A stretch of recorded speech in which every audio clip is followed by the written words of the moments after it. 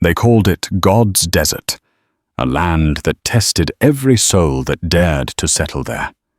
Amid crimson cliffs and blazing sunsets, a solitary widow named Margaret McAllister faced fate's most dangerous gamble.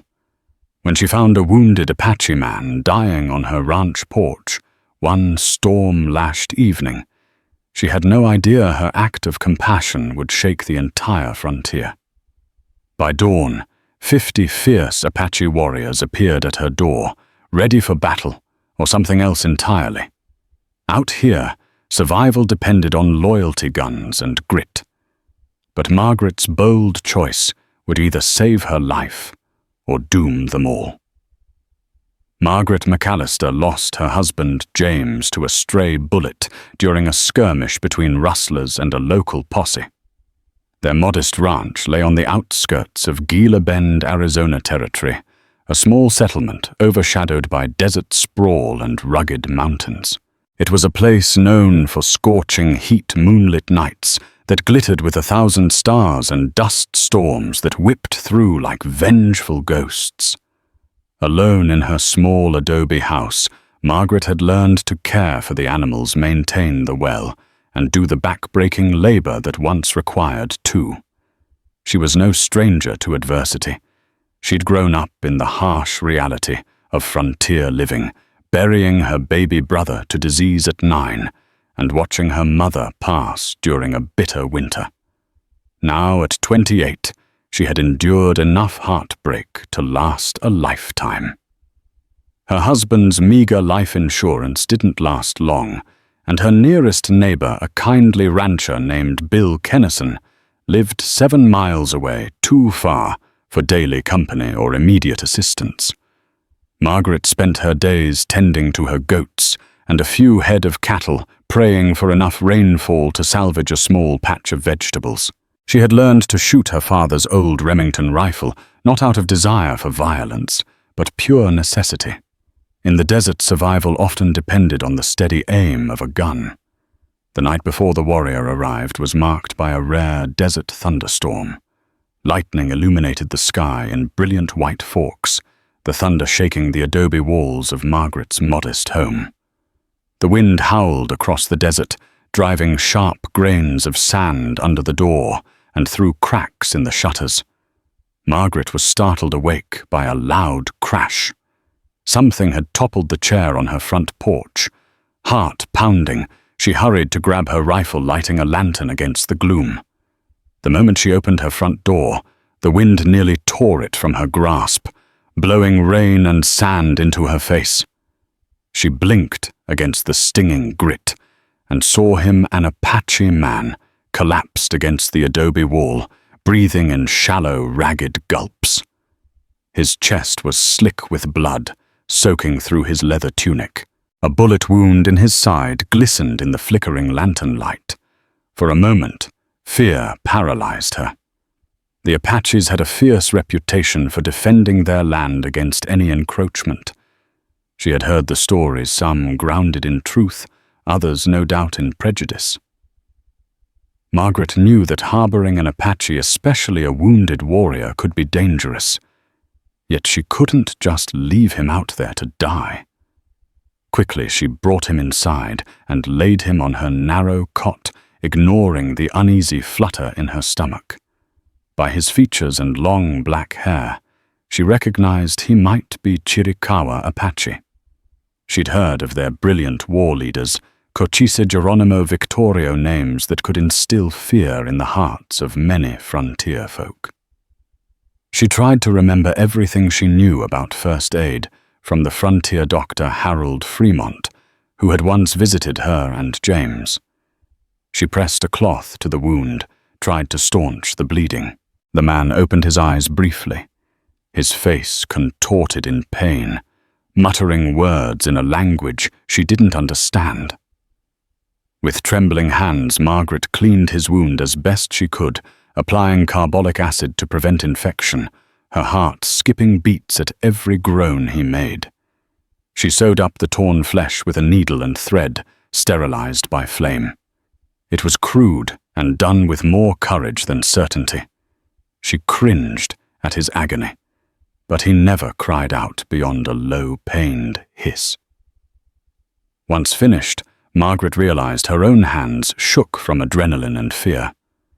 Outside, thunder rumbled, lightning flared, and the wind rattled the windows. She gave him water, which he sipped slowly. His fevered eyes showed glimpses of thanks, or perhaps desperation. Margaret had no illusions about the danger. If he was part of a local Apache band, they might come looking for him. And if so, how would they react to a white widow harboring their wounded man? She prayed softly, asking the Lord for protection and guidance. Then, wiping sweat and rain from her brow, Margaret sat in the rocking chair across from him, rifle at her side, determined to see him through the night. Whether it would save him or damn her, she had chosen. There was no turning back. Margaret might have dozed off in the early hours of the morning. When the first rays of sunlight broke through the cracks in her shutters, she stirred awake, startled by the stillness, no more wind or rain. The wounded Apache was breathing, albeit weakly. She fetched more water for him. He sipped and tried to speak, but she could only discern a name, Nei. For a moment she thought he was introducing himself, but the tone sounded more like he was calling for someone else. It could have been anything, a prayer, a wife, or a child. She offered him some bread and bacon, but he barely tasted it, grimacing in pain. Then came the unmistakable sound of hoof-beats. Many hoof-beats. Her heart leapt into her throat.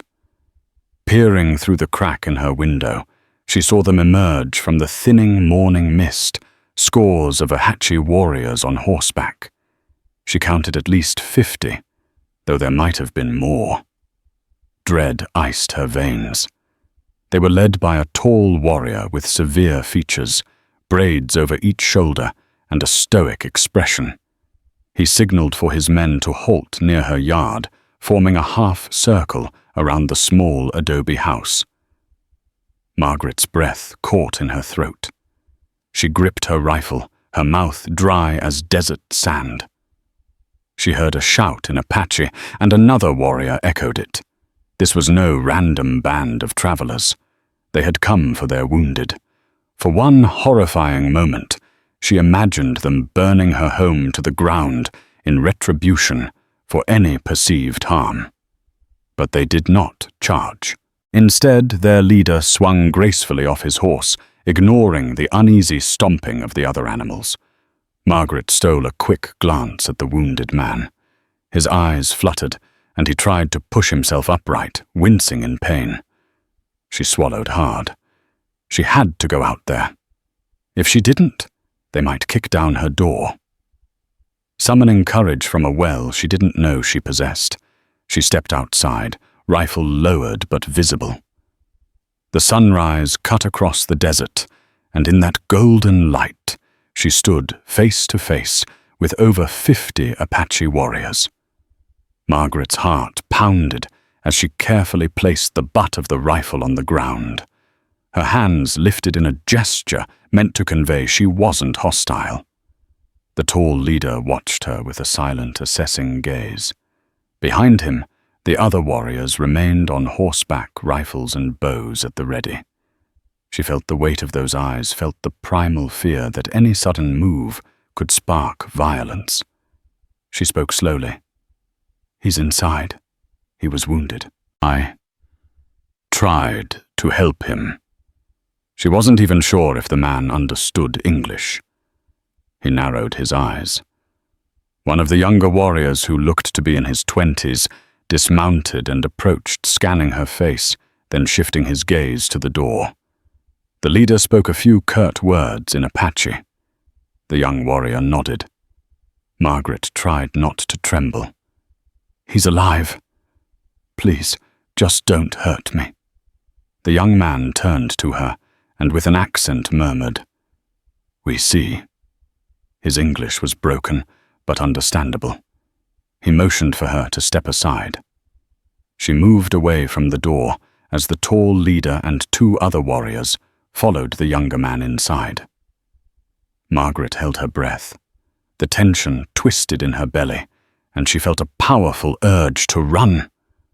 But where 50 Apaches surrounded her ranch, there was nowhere to go. She heard voices inside, low and urgent, as they presumably found their wounded comrade. She pictured them raising their weapons, accusing her of harming him. Maybe they'd see her stitches, call her a butcher. Memories of frontier gossip filled her mind. Stories of Apaches raiding and leaving no survivors. Yet here she stood unscathed on this edge of a moment that could bring blood or a fragile peace. The leader stepped out first. He fixed Margaret with an inscrutable stare. Then, to her surprise, he signaled the other warriors to stand down. A murmur went through the group, and they relaxed on their saddles. The young interpreter who had followed him outside spoke quietly. "You saved him." Margaret nodded stiffly. "I couldn't just let him die." The leader's posture softened, if only a little. He spoke a few words, and the young man translated. "He thanks you. Says that was courageous." Margaret almost wept with relief. Courageous or foolish? She felt her legs wobble beneath her. The leader gestured for 2 of his men to tend to their comrade. They carried him out gently, placing him on a litter of woven blankets. Margaret watched as they worked with a well-practiced efficiency, carefully loading the wounded warrior onto one of the horses. Before they left, the leader turned back, eyes meeting Margaret's. He spoke again, and the young man translated. "He is Ral Note, war leader of this band. He says you will not be harmed. He says your house is safe, because you had mercy on one of ours." Margaret nodded in mute awe. She felt the sting of tears, not fully understanding what had just passed, but sensing the gravity of it. Ral Note raised his hand in a sort of farewell gesture, then mounted his horse. In a swirl of dust and hoofbeats, the Apaches departed 50 strong, heading east through the desert, following the purple silhouettes of the distant mountains. Long after they vanished, Margaret remained standing, heart racing, tears in her eyes. She had done what she believed was right, helping a wounded man in need. And though her actions might have put her in terrible danger, it had also brought a moment of human compassion and surprising gratitude. Little did she realize this was only the beginning of a journey that would test her mettle in ways she never imagined. Later that same day, Margaret's closest neighbor, Bill Kennison, arrived in a rattling wagon. He was a balding man in his 40s, beard streaked with gray from sun and stress. She could see alarm on his face the moment he set foot in the yard. "You all right?" he called, glancing around as though expecting Apache raiders to ambush him at any second. "Heard talk in town that a band of warriors was seen riding this way." She forced a small smile, though she was still shaken. "I'm okay, Bill." He stepped closer, scanning the ground as if the hoof prints might verify her story. What happened?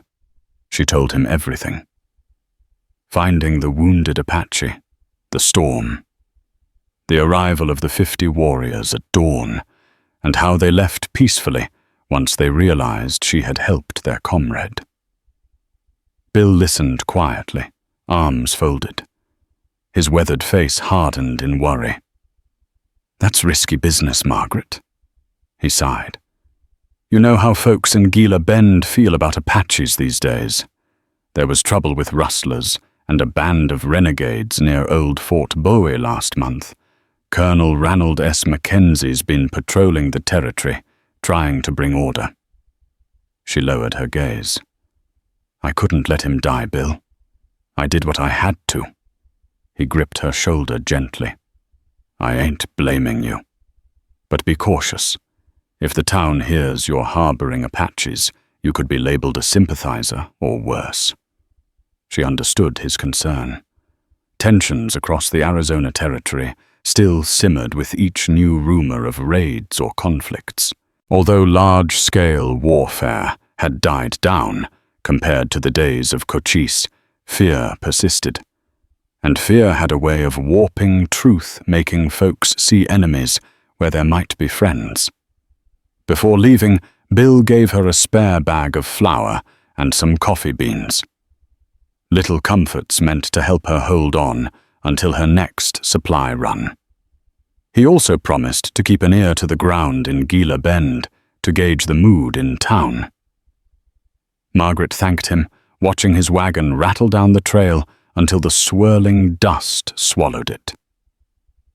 That night, Margaret sat by the faint glow of her oil lamp, writing in a small diary she'd kept since she was a girl. She scribbled about the encounter, the quiet strength in the Apache leader's eyes, and how she felt at once terrified and oddly reassured. She ended her entry with a simple line, "I pray tomorrow will be peaceful, but something in me says, this is not over." Within a week, word spread like wildfire across Gila Bend that Margaret McAllister had encountered a whole band of Apaches. Some said she was nearly killed. Others claimed she'd welcomed them in for tea. The real story existed somewhere between rumor and speculation. Truth seldom mattered once fear took hold. Margaret traveled into town for supplies the following Thursday. People paused in the street to stare. A cluster of men in front of the mercantile store whispered loudly enough for her to catch phrases like "Injun lover" and "crazy widow." She kept her head high, but felt the burn of their disapproval. Inside the store, old Mrs. Turner, who minded the counter, seemed nervous. She gave Margaret curt greetings, avoiding eye contact. The store was quiet except for a single clerk who busied himself stacking cans of peaches. After paying for her Staples flour sugar, a new spool of thread, Margaret paused to gather her courage. "Miss Turner, is everything all right?" Folks look on edge. Mrs. Turner shifted her gaze around the store as if fearing eavesdroppers. In a low voice, she said, "Margaret, some men want the army to look into what happened at your ranch. They say the Apaches might be planning to raid. They also say maybe you invited them." Margaret felt a surge of anger. "That's nonsense. I found a dying man I know." Mrs. Turner interrupted gently. "But we live in fearful times. Colonel Mackenzie's men have been riding through these parts. The Mayor Bill Stone is pressuring them to keep the territory safe, especially after some Saul raids last month near the border." Margaret's knuckles turned white around the handle of her basket. She thanked Mrs. Turner and walked outside, chest tight with anxiety. If the army came poking around her ranch, how would they react to hearing she had patched up an Apache warrior? Some of these officers assumed the worst about any alliance between settlers and native people. She dreaded the possibility of being labeled a traitor or forced to leave her home. After loading her supplies into a borrowed wagon, she steered the tired mare down the dusty road back to her ranch. She felt every stare, sensed every whispered rumor. The scorching sun did little to melt the chill in her stomach. 2 days later, just before sundown, Margaret noticed a lone rider approaching. She peered from her porch rifle close at hand in case it was trouble. As the figure drew near, she recognized him. Lieutenant Charles Gatewood, a name she had heard from Bill Kennison. Gatewood was known across the territory for having brokered talks with certain Apache leaders, including Geronimo, in the not-so-distant past. He was tall with sandy hair and a calm bearing. He reined in his horse and lifted a hand in greeting. "Mrs. McAllister," he said, voice steady. "May I dismount?" She nodded, cautious. "Yes, sir." Gatewood swung off his horse and removed his hat, revealing sweat-matted hair. He glanced around the property, noticing the well, the goats, the swirl of dust in the warm evening air. I'm here on behalf of Colonel Mackenzie. We've heard some interesting stories. I'd like to speak with you about your recent encounter with the Apaches." Margaret folded her arms over her apron. "I suppose you want to know if I'm plotting with them?" A faint smile touched the corner of Gatewood's mouth. "That depends on what you tell me." He asked politely if he could sit, and she led him to 2 battered chairs on the porch. She offered him cool water from the well. Gatewood thanked her and took a long drink, wiping sweat from his brow. Margaret recounted the entire event, the wounded Apache stumbling upon her ranch, the storm, how she tended to him and the arrival of the band the next morning. She explained that the leader took his wounded comrade and left peacefully. Gatewood listened intently, not interrupting, occasionally nodding. When she finished, he set his cup down. "That aligns with reports we've had of an Apache band moving through these parts. They haven't attacked any settlements as far as we know. Colonel Mackenzie wants to ensure they don't plan to. But your story suggests they were only retrieving their wounded, showing you respect in return." Margaret exhaled, relieved that he wasn't leaping to accuse her. "Yes. I don't regret what I did." Gatewood studied her. "You acted out of compassion. That's admirable. The question is, do you think they might return?" She gazed into the distance, the desert sky aflame with sunset hues. "I can't say. If they do, I hope it's with the same peaceful intent." Gatewood rose to leave. "If they return, or if you see signs of trouble, please notify me or the colonel. We have a small patrol stationed near Gila Bend for the next few weeks. No one wants a war." Margaret nodded. "I'll keep that in mind, Lieutenant." He tipped his hat. "Thank you for your time. Stay safe." With that, he mounted his horse and rode away, leaving Margaret alone with the hush of the twilight desert. She felt a sense of cautious optimism. Gatewood seemed reasonable, unlike some hot-headed vigilantes or suspicious townsfolk. Perhaps everything would settle. Perhaps the Apaches would simply pass through, never to cross her path again. Less than a week passed before Margaret had visitors again, though not from the army or the townspeople. Late one moonlit night, she woke to hear a soft rapping on her door. Heart thumping, she grabbed her rifle and inched to the window. Outside stood a solitary figure, a woman wearing a fringed dress and moccasins. 2 men remained on horseback, their faces partially obscured by the darkness. Their presence was silent, almost ghostly, in the luminous desert night. Margaret cracked the door. The woman spoke softly in broken English. "He is sick. The man you helped. Very bad fever."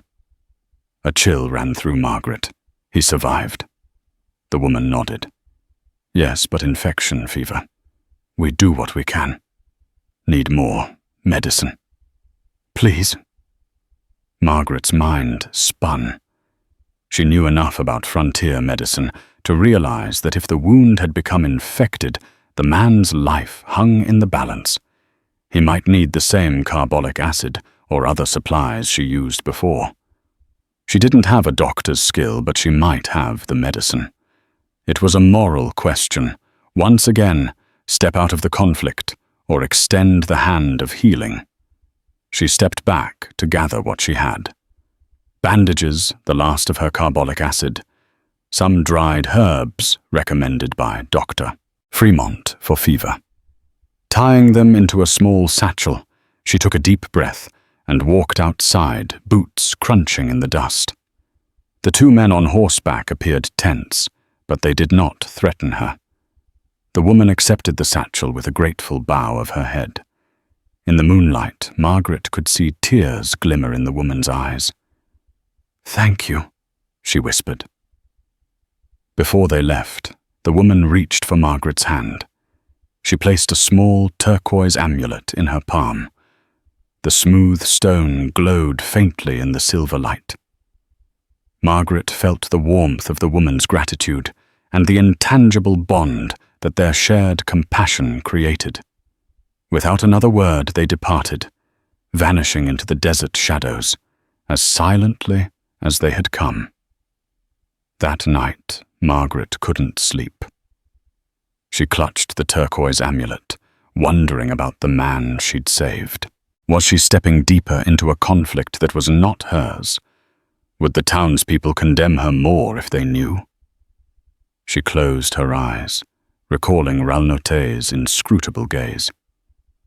The Apaches clearly trusted her, or at least valued her enough to ask for help again. For her compassion wasn't a choice. It was an imperative, no matter the cost.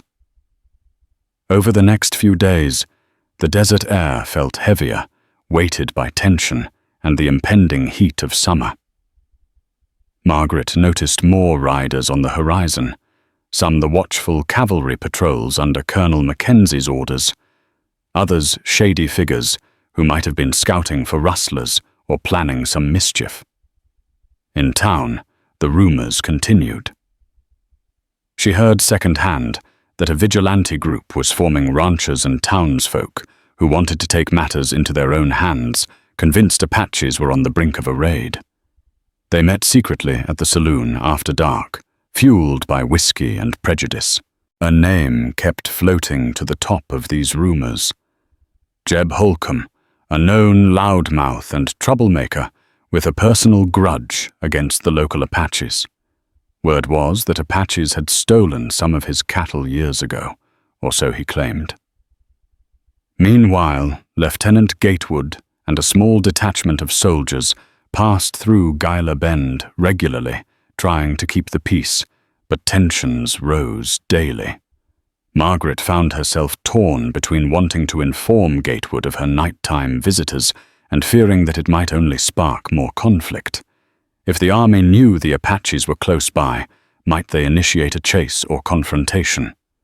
She woke every morning scanning the horizon for dust trails, half expecting Ralnote to reappear, or for Jeb Holcomb's gang to show up demanding answers. She continued to do her chores, feed her goats, gather eggs from her few hens, and pump water from the well. Life on the ranch demanded constant work, even when her heart was troubled. One stifling afternoon, Margaret walked to the edge of her property with an empty bucket to fetch water from the slow-running creek. She was about to kneel when she heard a twig snap behind her. She spun around to see a stranger standing there. A man in grubby clothes armed with a revolver. His face twisted in a sneer. Behind him stood two other men, similarly armed. "Howdy, widow," he said, voice dripping with menace. "Heard you've been chummy with some Apaches." Her mouth went dry. She recognized one of them by description, the tall, wiry figure and scarred cheek. This was Jeb Holcomb. I don't know you," she lied, refusing to betray fear. He cocked his head. "Name's Jeb Holcomb, and I'm fixin' to stop you from making trouble for this town. You see, folks say you're giving the Apaches medicine supplies, that you're inviting them right into our territory." Anger flared through Margaret's fear. "I'm not bringing them here. I found a wounded man and helped him. That's all," his cronies snickered. Jeb spat on the ground. "A mighty dangerous friend you got. Word is they're banding together with other tribes about to storm us. There's got to be a reason they're so close to your place." She realized with dread that once rumors took hold, logic was useless. Holcomb's men fanned out, cornering her against the creek bed. She glanced at her rifle, lying on the ground, 4 steps away. Too far. 3 guns against her was an impossible fight. "What do you want?" she demanded, keeping her voice steady. "Information," Jeb growled. "Where are they hiding? When are they coming? Are you spying for 'em, or are they blackmailing you?" "Neither," she said, trying to keep her tone calm. "They came for their wounded man. They left. I haven't seen them since." The man on Jeb's right, short and broad-shouldered, took a menacing step closer. "Don't lie, woman. We heard from a ranch hand that saw Apaches outside your house just last night." Her heart seized. So someone saw. She swallowed. "They asked for medicine. The man is dying fever from infection." Jeb's expression darkened. "So you admit it? You helped them again?" Margaret couldn't contain her fury. Is it a crime to save a life? In a flash, Jeb's arm shot out, backhanding her across the cheek.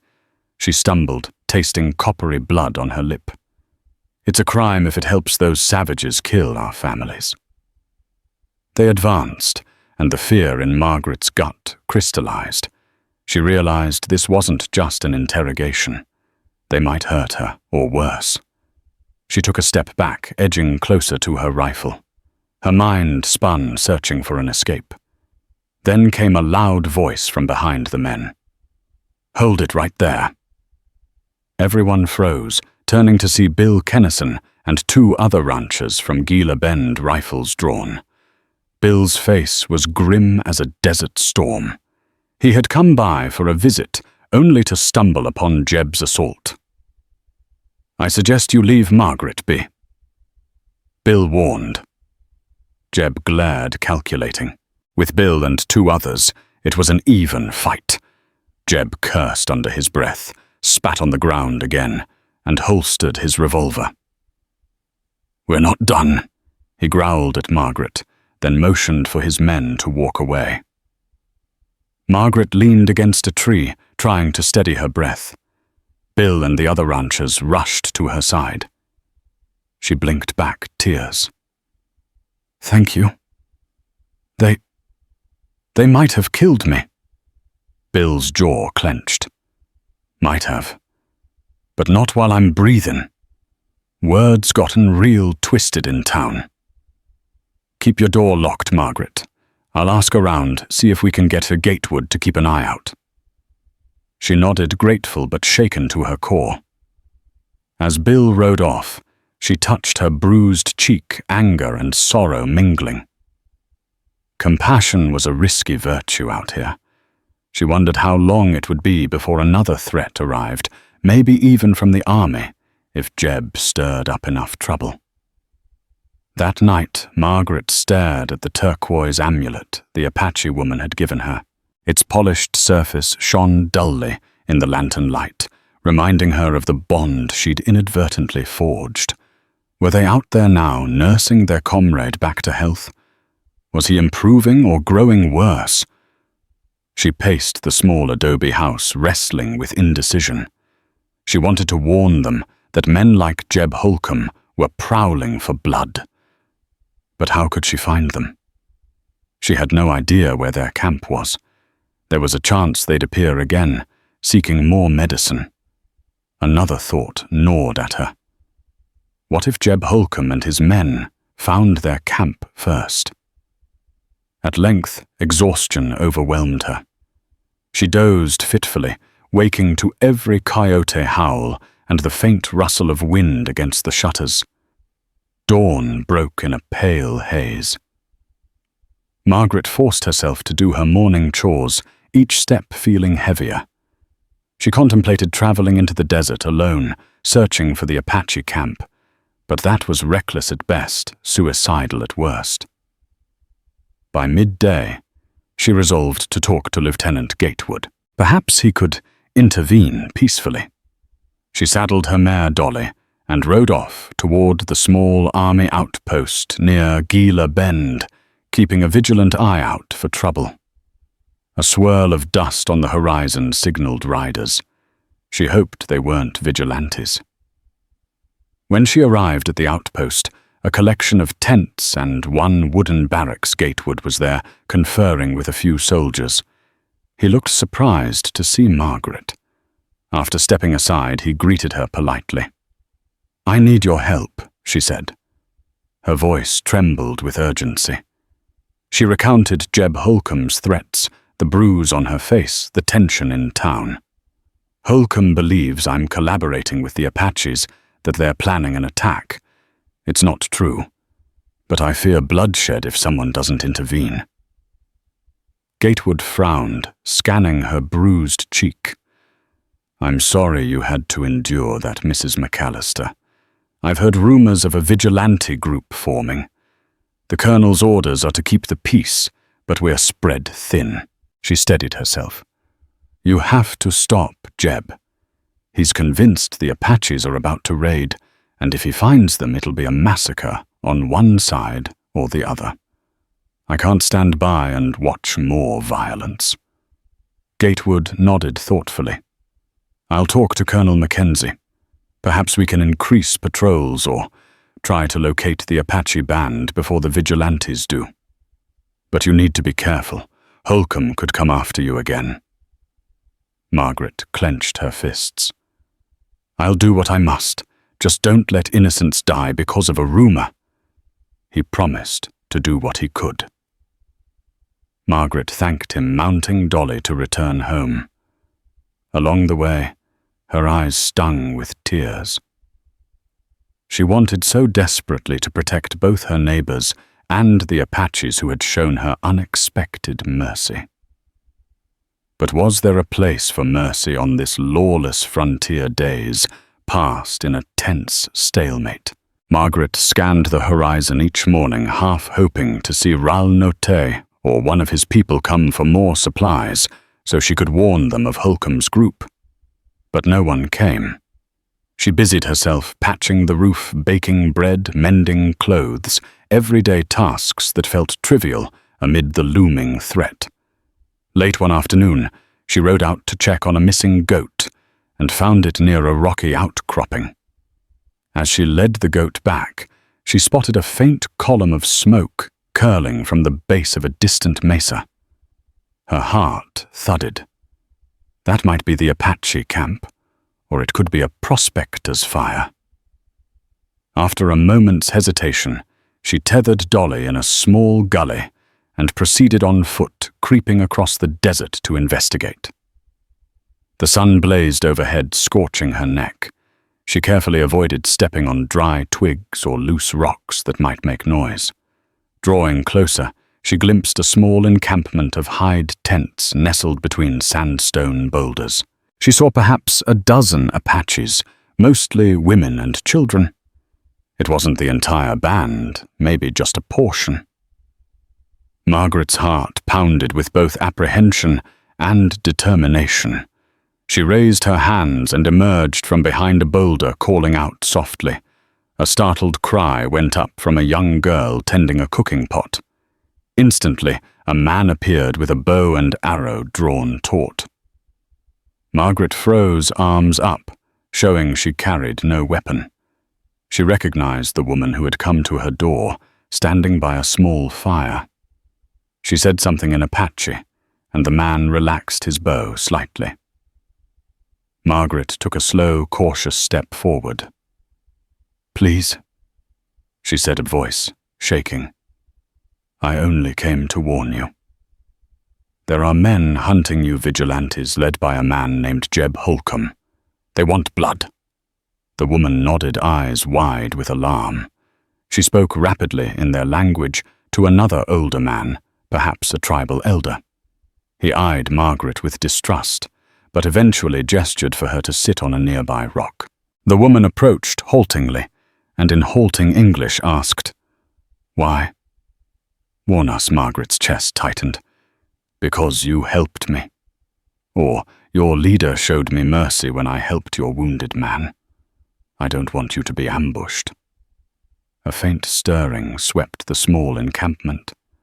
Margaret noticed a makeshift lean-to at the far edge. Lying there was the wounded warrior she'd stitched up. He looked pale, sweating eyes half closed. She realized he was still desperately ill. "I brought carbolic acid," she whispered, removing a small flask from her satchel. If you trust me, I can try to help again." After a tense moment, the woman and the elder conferred. A decision was made. They led Margaret to the wounded man, who moaned softly. She cleaned his wound, which oozed infection. The smell was foul. She pressed a fresh poultice of desert herbs and carbolic acid, ignoring the wave of nausea at the sight of the putrid drainage. In the midst of her work, she felt eyes upon her young girls, older women, even a few warriors who'd emerged from behind boulders. Some whispered, some looked on with guarded curiosity. Margaret realized this was bigger than just one life. She was bridging a vast cultural divide with her hands and simple compassion. Yet she couldn't shake the lingering dread that Jeb Holcomb could show up any minute. When Margaret finished, she gestured for the woman to give the man water. She made signs to let them know he should rest and keep the wound clean. The woman who introduced herself as Iskala explained in her limited English that Ralnote and many warriors were out hunting or scouting. They were planning to leave the territory soon if the man who was named Taza could travel. But Taza was too weak to move without risking death. Margaret mulled over the situation. Time was running out. If Jeb Holcomb's vigilantes found this camp first, it would be a massacre, women, children, the sick. She thought of going back to Gila Bend to warn Gatewood, but the army might not arrive in time. And if the Apaches stayed put, they were sitting ducks. She lowered her head, thinking hard. You must leave this place, or find a safer hideout somewhere the vigilantes won't suspect. She paused, trying to recall the geography. There are caves in the foothills, south of the Santan Mountains. It might be safer there. Iskala and the elder listened intently, though they seemed hesitant. Can Taza ride? Iskala asked, gesturing to the wounded man. Margaret stared at Taza's pallid face. He might die on the journey. But if you stay, you'll all be in danger. A hush fell. The elder whispered in Apache, and the gathered people murmured in agreement or protest. At last the elder nodded, turning to Margaret. Through Iskala he asked, "You." Help guide. Margaret's heart slammed against her ribs. Guide them. If the vigilantes caught her leading a group of Apaches to safety, they'd brand her a traitor. Gatewood might not be able to protect her from that charge. And yet how could she refuse knowing that leaving these people to be slaughtered was unthinkable? She swallowed her throat dry. I'll guide you. But we must be careful. Iskala squeezed her hand gently, a silent message of thanks. The elder set plans in motion. 2 younger warriors prepared a travois, a simple stretcher that could be dragged by a horse for Taza. Others quickly broke down their small tents, gathering supplies and water skins. Margaret prayed that Ralnote and the scouting warriors would return soon, or meet them on the way. Every second felt like a drumbeat of impending doom. They waited until dusk to move, hoping to slip away under cover of darkness. Margaret fetched Dolly her mare from where she had tethered her. The Apaches had a few horses of their own, mostly sturdy desert ponies. Taza was strapped to the travois, moaning softly in fever dreams. In a ragged procession, they left the camp, weaving through rocky defiles that Margaret had scouted over the years. She led them south, mindful of the ridges where watchers could lurk. A single slip, one loud noise, might expose them to roving vigilantes or even curious cavalry patrols. The moon rose full and bright, turning the desert to silver. Shadows stretched across the sand, and coyotes yipped in the distance. Margaret's nerves tingled, expecting gunshots at any moment.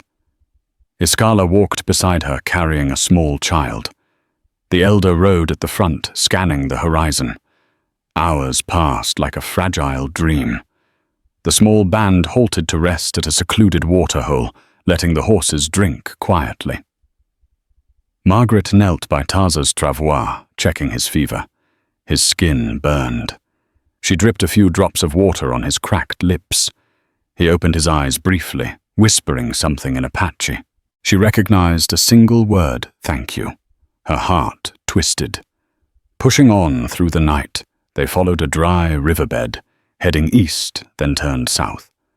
Faint starlight guided them, but the path was precarious. Twice they had to backtrack to avoid dead ends and steep gullies. By dawn, Margaret's muscles ached, and her eyes drooped from exhaustion, but she pressed on. This was life or death for the Apaches who had entrusted their fates to her. Around sunrise, they reached the foothills near the Santan Mountains. Margaret spotted a cluster of kefs in the cliff walls as she'd remembered. It was a natural fortress with a narrow entrance that would be easy to defend or hide. Relief washed over her. If they made it inside, they'd have a chance to rest to nurse Tarza back to health, and with luck, avoid Jeb's men. No sooner had the group neared the cave entrance than a chilling sight appeared on the horizon, a plume of dust shaped by galloping horses. Fear twisted Margaret's gut. Vigilantes. They must have followed the tracks or guessed where the Apaches were heading. A frantic scramble ensued. The elder urged the group to hurry into the caves, but the traveling was slow with Tarza's travois. The young warriors scrambled for vantage points along the rocks. Margaret grabbed her rifle, her palms slick with sweat. She might have to fight for these people who were strangers just days ago, but who now felt like kin. The riders drew closer. Through the swirling dust, she glimpsed Jeb Holcomb at the lead, accompanied by 6 or 7 men. Not as large a group as she feared, but enough to be deadly. They reined in at a distance, forming a line, rifles at the ready. Jeb hollered across the gap. "Well, well. Ain't this a sight, the widow out here leading Apaches straight to our doorstep?" Margaret's voice shook with anger. "They're not hurting anyone, Jeb. Let them go." He spat his face red. "Like hell I will. They've been stealing, killing who knows what else. And you're helping 'em hide. That makes you just as guilty." Margaret's fists clenched around her rifle. "That's a lie. They're just trying to survive." Bullets whined off the rocks. Jeb's men opened fire. The Apaches scrambled behind boulders for cover. A few arrows were loosed in response, thudding into the ground near the Vigilantes' horses. Chaos erupted, dust clouds swirling. Margaret ducked behind a rock, returning fire, heart pounding. Her shot whizzed wide, striking the sand. She was no sharpshooter, but she had to try. From the corner of her eye, she saw an Apache warrior topple to the ground, a bullet tearing into his shoulder. Another vigilante cursed, clutching his leg as he slumped in the saddle. The gun battle escalated, echoing off the stone walls. Iskala and the women huddled near Tarza's travois, shielding the children. Margaret risked a glance over the rock. Jeb was reloading his rifle with a sneer, yelling, "Kill 'em all!" Suddenly, a thunder of hoofbeats approached from behind. Margaret whirled to see cavalry troopers streaming into view, Lieutenant Gatewood at the head.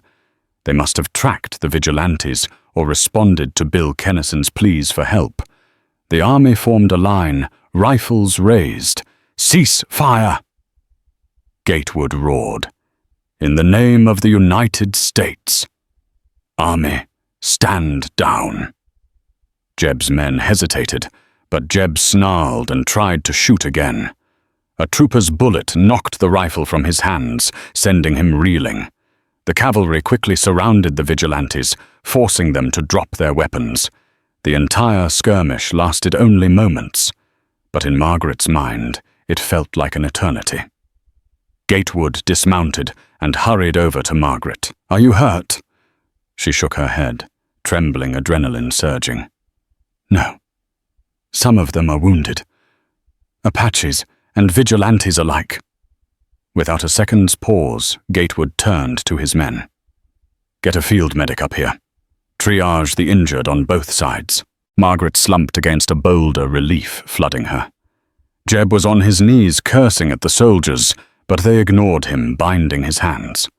The Apaches remained cautious weapons, still at the ready, uncertain if the army's arrival meant salvation or a new threat. Gatewood raised his hands, speaking firmly but calmly. "We have no quarrel with you," he said to the Apaches. "Lower your weapons. We will ensure no harm comes to you if you do the same." It was a tense standoff for a few heartbeats. Then slowly, the Apache elder emerged, leaning on a carved staff. He said something in his native tongue to the warriors, and they cautiously lowered their bows and rifles. Gatewood sighed, relief etched in his features. As the dust settled, the cavalry medic bandaged the wounded Apache warrior's shoulder. Another soldier tended to a Vigilante's bullet-scraped arm. Margaret rushed to Tarza's travois, gently stroking his damp hair. He still burned with fever, but now they had a chance to save him. Gatewood ordered a soldier to bring a water canteen and more bandages. When Jeb Holcomb realized he and his men were under arrest, he railed against Gatewood. "They're the enemy. You're betraying your own kind." Gatewood's stoic gaze flickered with contempt. "These Apaches haven't attacked anyone. You shot first." Jeb spat on the ground, spewing insults, but Gatewood ignored him. With the Vigilantes disarmed and furious, the soldiers disarmed the Apache warriors as well, though more gently placing rifles and bows aside. The situation was delicate. Any misstep could reignite violence. Margaret approached Gatewood as he conversed with the elder through a translator. Private Thomas, a soldier who spoke some Apache. The elder explained they were simply traveling to rejoin their main band, but Tarza's injury forced them to seek refuge. They had no intention of raiding or harming settlers. Finally, Gatewood turned to Margaret, exhaustion in his eyes. "Thank you for trying to protect them. You risked everything." She swallowed. "I only did what anyone with a heart would do." He sighed. "Not everyone sees it that way, unfortunately." They arranged for the Apaches to stay temporarily in the caves while Tarza recovered under Gatewood's guarantee of safety. Holcomb's men were to be detained and handed over to local authorities for unlawful vigilantism. Whether they'd face actual punishment in a frontier court was uncertain, but Gatewood would do his best to ensure justice was served.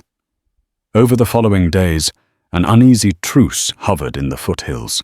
The cavalry stayed camped nearby, ensuring neither vigilantes nor unscrupulous ranchers tried to attack.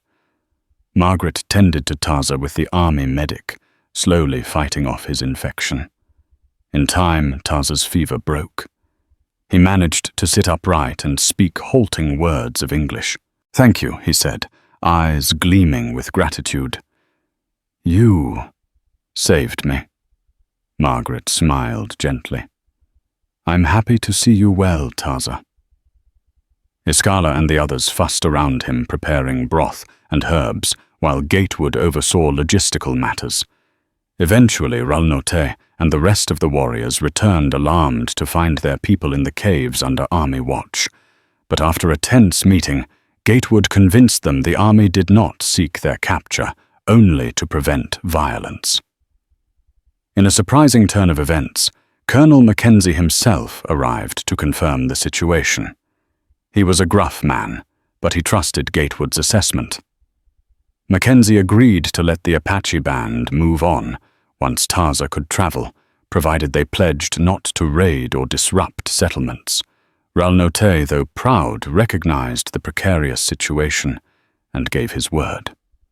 Margaret witnessed these negotiations from the edges, marveling at the sight of men who might have killed each other, sitting in cautious dialogue.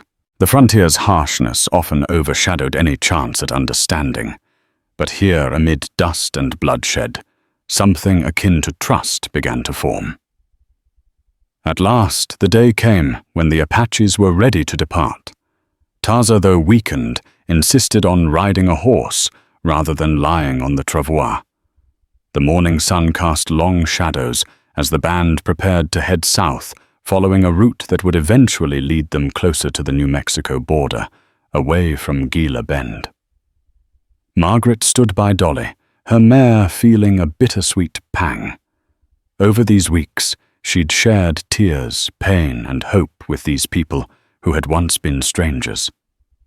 Ralnote approached her, his solemn expression giving way to a faint smile as he placed his hand over his heart.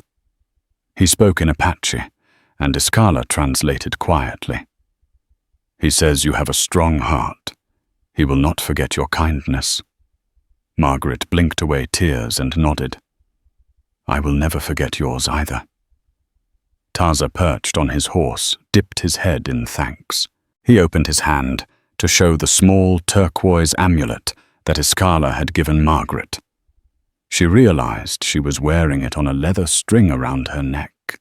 She lifted it out from under her collar, holding it up, and Taza smiled a silent understanding that they would remain connected by gratitude, even across the vast desert. Gatewood and the soldiers flanked the band, ensuring safe passage away from the area. Margaret watched until the distant shapes blended into the shimmering horizon. A wave of sadness and relief washed over her. The crisis had passed. But she knew the frontier was vast, and old animosities ran deep. The fate of Taza Ralnote and the others remained uncertain in a land that seemed to devour hope as readily as it did water. In the weeks that followed, Gila Bend buzzed with stories of how the Apache band was spared a violent fate, thanks in part to the widow who had shown them mercy. Jeb Holcomb and his men were briefly jailed, though the local justice system was lenient. Still, their authority was broken. No longer could they claim moral high ground for the army's intervention, proved their vigilantism unwelcome. Margaret, for her part, faced some lingering distrust from a handful of townsfolk. But others, most notably, Bill Kennison, Mrs. Turner from the Mercantile, and even Mayor Bill Stone came to respect her bravery. In quieter moments, many admitted that sparing innocent lives was indeed the right thing, even if it challenged their preconceived prejudices. Lieutenant Gatewood dropped by her ranch one day, months later, while she was mending a fence post.